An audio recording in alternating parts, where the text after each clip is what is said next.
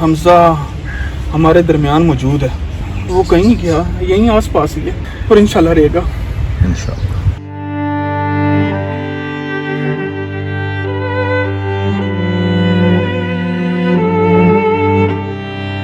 یہ ہیں توصیف بیگ. آج سے چند سال قبل ان کا اکلوتا 16 سال کا بیٹا ایک کار حادثے میں شہید ہو جاتا ہے. پھر اس کے بعد وہ ہوا جو سن کر آپ بھی ان پہ فخر کریں گے, رشک کریں گے. انہوں نے اپنے بیٹے کے دنیا سے جانے کا دکھ اور اس شدید تکلیف کو ایسے مثبت رنگ میں تبدیل کیا کہ اپنے علاقے کے عبدالستار عیدی کہلائے. اس درد کو مٹانے کے لیے عوام کی خدمت میں ایسے لگ گئے کہ نہ دن دیکھا نہ رات. ہر سال رمضان میں 3 ملین سے زیادہ روپوں کا راشن غربا میں تقسیم کرتے ہیں. کئی ہزار بچیوں کی شادیاں کروا دیں. نہ جانے کتنے گھروں کے ماہانہ اخراجات برداشت کرتے ہیں. روڈ سیفٹی کی بات کی جائے تو پورے پاکستان میں ہیلمٹ تقسیم کرتے ہیں. جن علاقوں میں لوگ صاف پانی کی بوند بوند کو ترستے ہیں وہاں پہ یہ واٹر فلٹریشن پلانٹ نصب کرتے ہیں. آئیے توصیف بیگ صاحب سے انہی کی کہانی جانتے ہیں. السلام علیکم ناظرین, میں ہوں آصف جٹ, آپ دیکھ رہے ہیں پرو پاکستان ڈیجیٹل میڈیا. آج کی ویڈیو ہم قبرستان میں ریکارڈ کر رہے ہیں.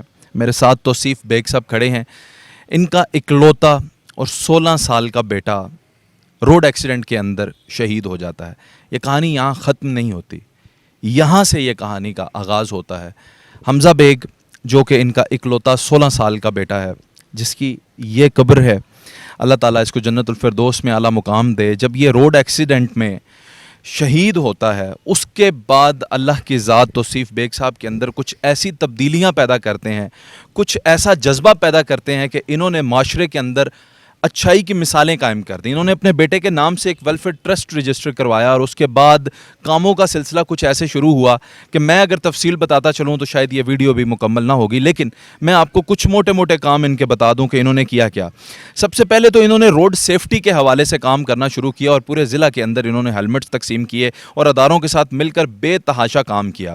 اس کے بعد انہوں نے رمضان کے اندر 3 ملین کا راشن جو ہے وہ گھروں میں ڈسٹریبیوٹ کیا. اس کے علاوہ کئی مستحق فیملیز ایسی ہیں جن کو 5,000 روپے ماہانہ یہ دیتے ہیں. اس کے علاوہ ان کے میڈیکل سٹور سے کوئی بھی مستحق 20,000 روپے تک کی دوائی ان سے فری لے سکتا ہے. اس کے علاوہ انہوں نے ایمبولینس سروس کا آغاز کیا. ایمبولینس سروس ان کی واحد پاکستان کی ایمبولینس سروس ہے. زندہ لوگوں کے لیے تو کئی فری ایمبولینس سروسز ہیں.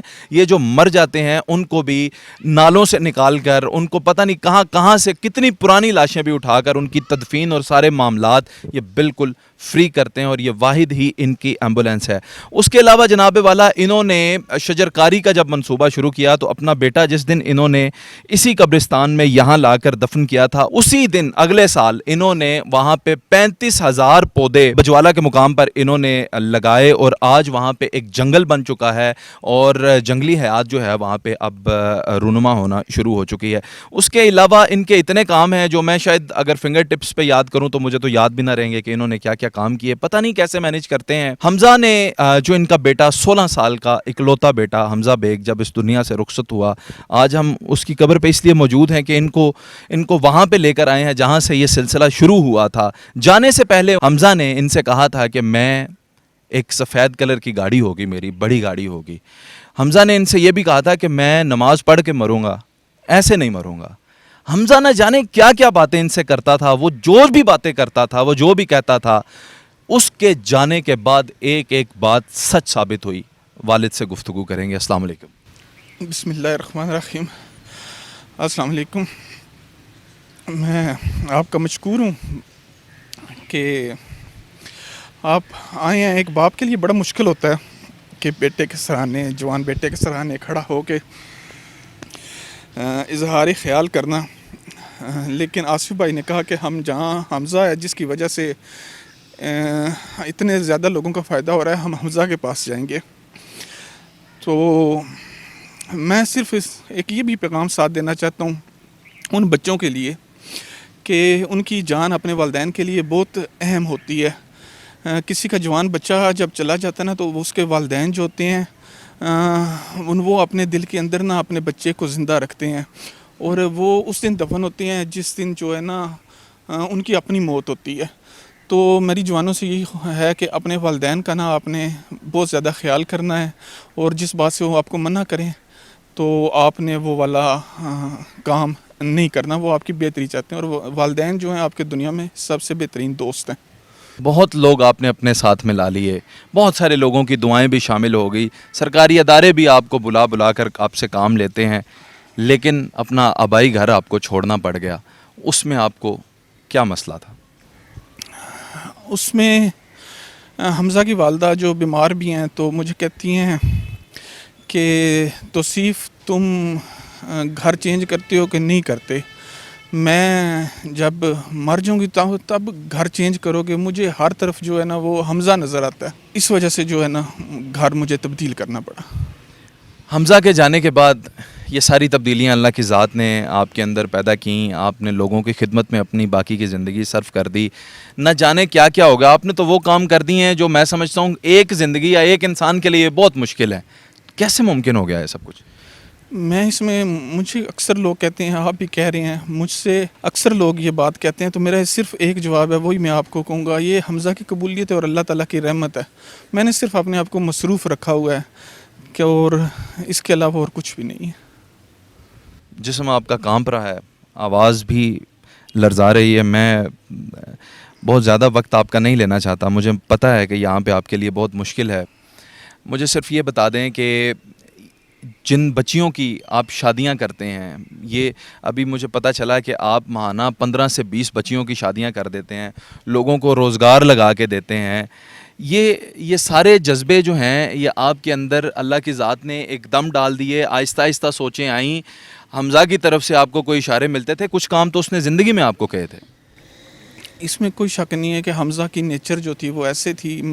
اس کے اکثر اسکول کے چوکیدار وغیرہ میرے پاس آئے اور وہ بتاتے کہ ہمیں کوئی مسئلہ ہوتا, حمزہ کو بتاتے, ہمیں پتہ تھا ابھی فارمیسی ہے اس کے اسکول کے قریب ہی ہے, تو وہ کہتا تھا جا کے میرا نام لیں اور آپ سے پیسے نہیں لیں گے. تو اس طرح کی حمزہ کی طبیعت تھی. آپ بھی وہی کچھ کر رہے ہیں جو حمزہ کرتا تھا؟ جی, میں کوشش کر رہا ہوں کہ زندگی کا اصل مقصد یہی ہے, بڑی محدود سی زندگی ہے. آپ اگر سورۃ المعون کا ترجمہ پڑھ لینا تو اس میں اللہ تعالیٰ نے کہا ہے کہ آپ مسکین کو اگر کھانا نہیں کھلاتے تو آپ کے لیے ہلاکت ہے. اور اسی طرح ایک حدیث شریف ہے بخاری شریف کی کہ رستے سے چلتے ہوئے کانٹوں بھری جھاڑی ایک شخص نے ہٹا دی تو اس گناہ گار شخص کو اللہ تعالیٰ نے معاف کر دیا. تو اللہ تعالیٰ حقوق العباد جو ہے نا, اور ان کے لیے آسانیاں کرنے والے کے لیے شاید اللہ تعالیٰ ہمارے کسی, ہم یہ بڑے بڑے کاموں کے قائل نہیں ہیں, کچھ چھوٹا سے ہماری کوئی نیکی پسند آ جائے اللہ تعالیٰ کو, اور اپنے پیاروں کا جنت میں ہمیشہ کا ہمیں ساتھ نصیب ہو جائے. توصیف صاحب, واٹر فلٹرز بھی آپ لوگ نصب کرتے ہیں ایسے جگہوں پہ جہاں پہ لوگوں کے لیے صاف پانی ان کو نہیں ملتا, بچیوں کی شادی کر دی, روزگار کا بندوبست کر دیا, ایمبولینس چلا دی. اب اور کیا اچیو کرنا چاہتے ہیں زندگی میں اس کے بعد؟ الحمدللہ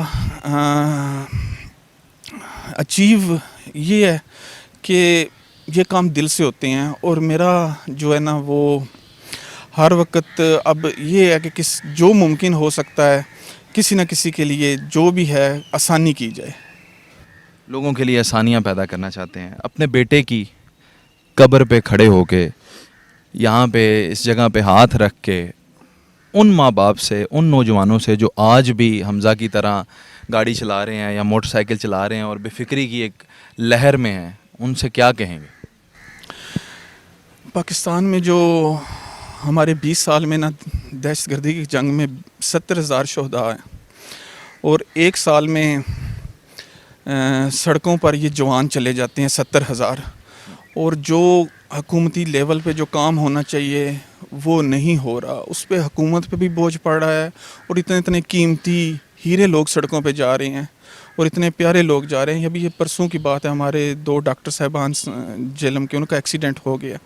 تو روڈ سیفٹی پاکستان کا سب سے اہم مسئلہ ہے, اور سب سے اہم چیز یہ ہے کہ کم از کم ایک انسانی جان بھی بچا لی جائے تو اس نے پوری انسانیت بچا لی. تو ایسی ضرور کاوشیں کی جائیں کہ نوجوانوں میں پاکستان میں سڑک حادثات کی اموات کی پہلی وجہ سڑک حادثات ہیں. تو یہ اس لیول پہ کام نہیں ہو رہا جس لیول پہ ہونا چاہیے. بالکل آپ نے بچا فرمایا. وہ کہتے ہیں جی کہ جس تن نو لگ دی اوہی تن جانے. جو ان کا درد ہے, جو ان کی تکلیف ہے, وہ یہ سمجھ سکتے ہیں. میں ان کے ساتھ کھڑا ہو کے, ان کے بیٹے کی قبر پہ کھڑا ہو کے بھی وہ ان کا درد شاید محسوس نہ کر سکوں, لیکن ہم نے کوشش کی ہے کہ آپ تک وہ درد پہنچ سکے, وہ تکلیف پہنچ سکے, اور آپ بھی اپنے گرد و نواح میں, اپنے سرکل میں لوگوں کو موٹیویٹ کرنا شروع کریں کہ کس طرح سے آپ روڈ سیفٹی کو جو ہے وہ اپنا سکتے ہیں. ہیلمٹ ہماری چڑ ہے, ہماری چھیڑ ہے. جب ہم کسی کو کہتے ہیں کہ ہیلمٹ پہن لیں تو وہ برا مناتے ہیں. پولیس والے ہیلمٹ پہ چلان کر دیں تو اس کو گالیاں دیتے ہیں. لیکن جب آپ کا کوئی پیارا جب اس دنیا سے چلا جاتا ہے, اس کے بعد یقین مانیں تنہائی, بے بسی, اکیلا پن, اس کی قبر کی مٹی, اور یہی چیزیں آپ کے ہاتھ میں رہ جاتی ہیں. اور پھر انسان سوچتا ہے کہ کاش میں نے یہ قدم پہلے اٹھا لیا ہوتا. یہ ان والدین کے لیے, توصیف صاحب کے لیے انتہائی مشکل کی گھڑی ہے, مشکل فیصلے ہیں, لیکن انسان کو ہر طرح کی مشکل سے گزرنا پڑتا ہے. میرا بھی آپ لوگوں سے یہ التماس ہے کہ آپ لوگ جب بھی روڈ پہ نکلیں سیفٹی کے ساتھ نکلیں, خیر سے نکلیں, خیر سے پہنچیں, چاہے دیر سے پہنچیں لیکن خیریت سے پہنچیں. یہ خیال کریں پاکستان کی روڈز اچھی نہیں ہیں, پاکستان میں ڈرائیونگ اچھی نہیں ہے, تو آپ لوگ اس کا خیال رکھ سکتے ہیں. اور اس کے علاوہ اپنے گرد و نواح میں آپ جتنی اچھائیاں پھیلا سکتے ہیں وہ پھیلانے کی کوشش کریں. میں آپ کا تہہ دل سے مشکور ہوں, میں آپ کا شکریہ ادا کرتا ہوں. میرے پاس الفاظ کم ہیں, آپ کی شخصیت کا قد بڑا ہے, میرے لفظ چھوٹے ہیں, میں خود چھوٹا ہوں. میں آپ کی تعریف نہیں کر سکتا جو کام آپ نے اس ملک پاکستان کے لیے کیے ہیں. اور مجھے نہیں پتہ تاریخ میں آپ کہاں لکھے جائیں گے یا کیا بات ہوگی آپ کے بارے میں. جب تک ہم ہیں ہم آپ کا ذکر خیر کریں گے اور یہ لوگوں کو بتائیں گے کہ آپ نے بہت خدمت کی تھی. اپنا بہت سارا خیال رکھیے گا, دعاؤں میں یاد رکھیے گا. اللہ حافظ. اللہ نگہبان.